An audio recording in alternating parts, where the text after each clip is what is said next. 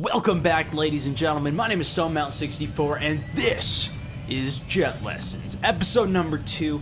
The first one went over terrifically. Thanks so much for your guys' likes and comments on that. I think I got a lot of great ideas for future episodes, and it's definitely enticed me to keep the series going, baby. Obviously, it's a little bit, it's been over a week or so, but I've been so busy uploading all of that epic Titanfall beta gameplay, some COD stuff, some YOLO stuff, so yeah, my world's best clip, so much stuff going on, but I think I keep you guys pretty entertained through all my series that I do. So anyways, let's get into episode number 2. The first one we got to talk about attacks versus stealth jets. We talked a bit about where to find the jets, the best way to get into them, how to tell if they're already deployed, some things like that. But now let's get into actually how to control it and get you flying a little bit, so that way you have the basics and can start advancing on your own even. The first place we're going to start is actually at the main menu. So head over there into the options, and we're going to take a look at the jet button layout. Now, if you for some reason do prefer playing normal and non-inverted, which I do not recommend, you can always do that, but the majority of people do play inverted. And then on the jet buttons, this is what we're going to change. We're going to move it over to veteran, and here's the difference of what default is in Battlefield 4 versus veteran. Veteran being the Battlefield 3 controls. The only difference is the boosters, or rather the accelerate, decelerate, change over to become your right and left triggers. The shooting mechanism, instead of being right trigger, like it is for normally just being a ground troop, it becomes the right bumper, or excuse me, left bumper, which feels weird if it's your first time, but there is a method to my madness, and I'll explain it once we do get flying here. I'll go into it a little bit more because it's easier to actually see it once I'm explaining it.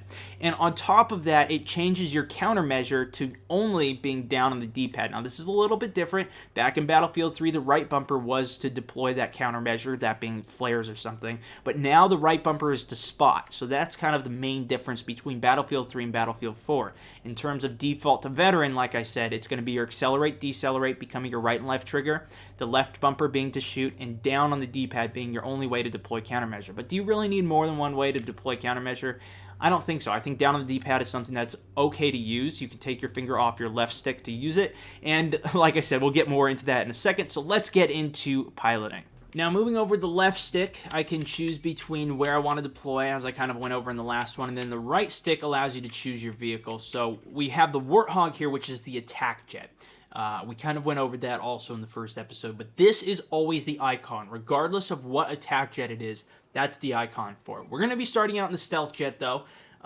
This is always going to be the icon for that as well. We're going to be hopping in the F-35 here, and when you first get in it, the first thing you always want to do, I mean, not always, but for this sake, is going to be clicking on the right stick.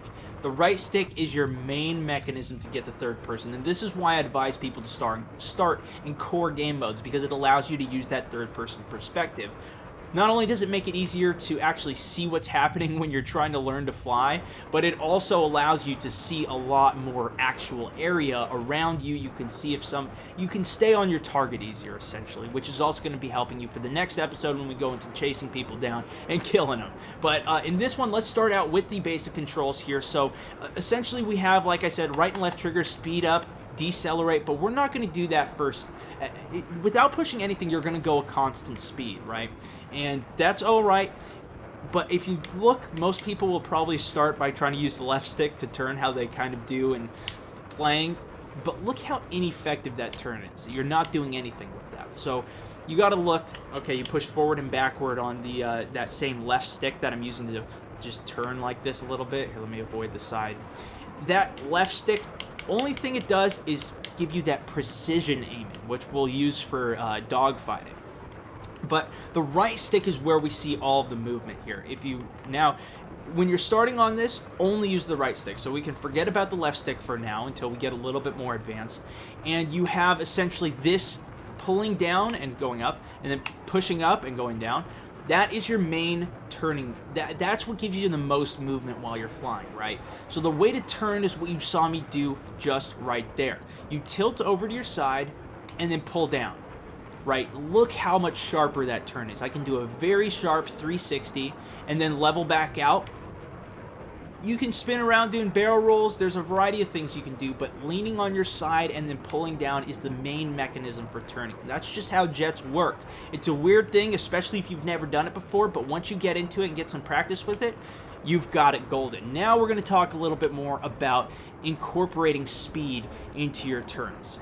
You saw me do a backflip right there. If you try and do that on your own, you might just go straight into the water because you need to be able to adjust your speed. And now here is where it comes into play, being able to have that right and left trigger. The way to grip this controller while you're flying a jet is with 4 fingers, each finger having their own button on the triggers and bumpers, okay? So if you're following me here, I got an image on screen. You've got your left hands on your pointer finger on your bumper, your left middle finger on your trigger.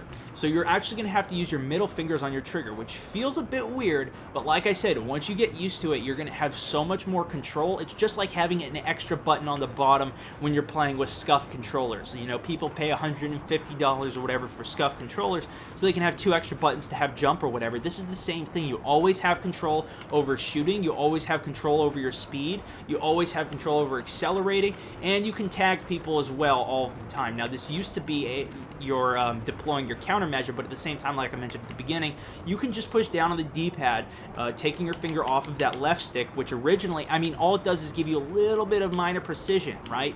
You just have this little bit of turning. So sacrificing that to push down on the D-pad is an all-right alternative. You don't need a separate button for that, that being the left bumper, in my opinion. So that's kind of where my opinion comes into play a little bit. So we've got this kind of turning down a little bit, but how do you actually incorporate the speed into your turns? Well, when you're turning normally, your best turning speed, you can kind of see this on the screen here. It's actually the top right one is going to show your altitude, and the top left number, which I'll have highlighted in editing, shows your speed. Now, it's very difficult to actually see it in Battlefield 4. They did improve it a little bit, but it's still pretty dang hard, especially compared to Battlefield 3.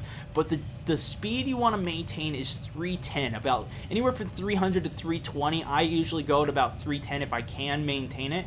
That is the optimal turning speed. You can go a little bit lower, but you're going to have a slow amount of turns. So essentially the way you want to do this is just tap the left trigger. This is the speed you can put. I'm putting the controller next to the microphone right now. You can't see it too well. You see I'm averaging about 300. I can tap the right trigger, speed it up a little bit, but look how quickly I'm turning around right now. You can see the screen is just flying. You're probably getting dizzy here. So let me show you now what happens when I don't use anything. So this is the speed without anything, right? That's about a full 360. Now I'll go the other way with the brakes pulled. And that's about a full 360. So you can see it increases your turning speed, and you need that to actually avoid players. And at the same time, you're going to want to incorporate this speed to avoid players as well, which we'll get more into in future episodes as well, is to do those flips like I mentioned at the beginning. When you're going up, gravity is going to affect you. It's going to slow you down. You can see my speed is decreasing, 310, 315, or, you know, 320, 315. It decreases. Now when I'm going down, now I'm up to 360, 370.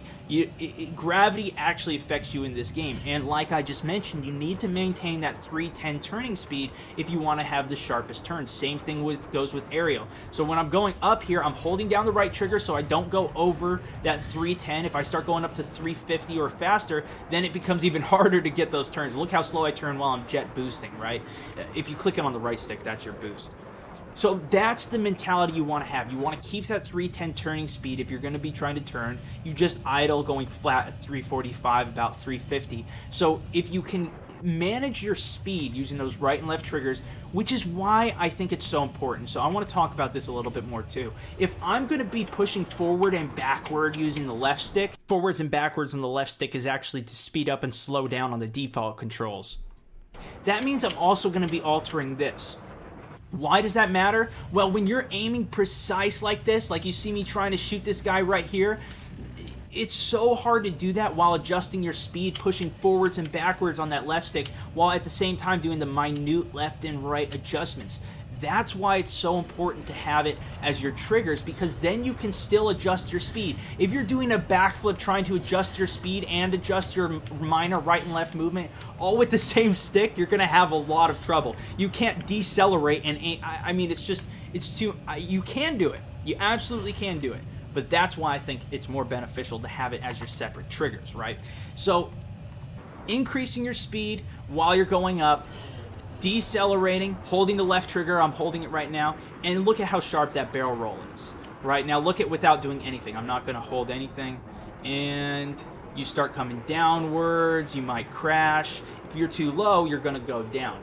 There's a much slower roll. You don't get that tight close to it, and the enemy's going to be able to stay on you a lot easier. So you hold the left trigger going up, boost it going up, slow it down coming down, and you can actually use the booster, clicking it on the left stick, to give you a little bit of extra speed. So you don't always need to hold the right trigger. If you're going up real quick, just throw in a boost and then pull the brake hard.